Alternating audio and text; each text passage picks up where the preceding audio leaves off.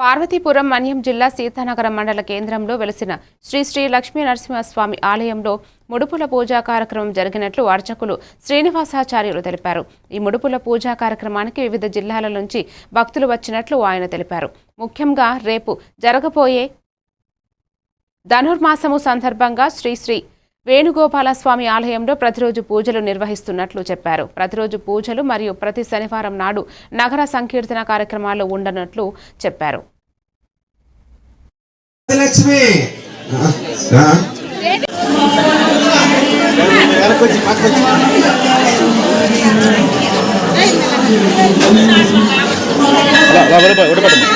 Narayana ఓం నమో Narayana ఓం నమో Narayana ఓం నమో Narayana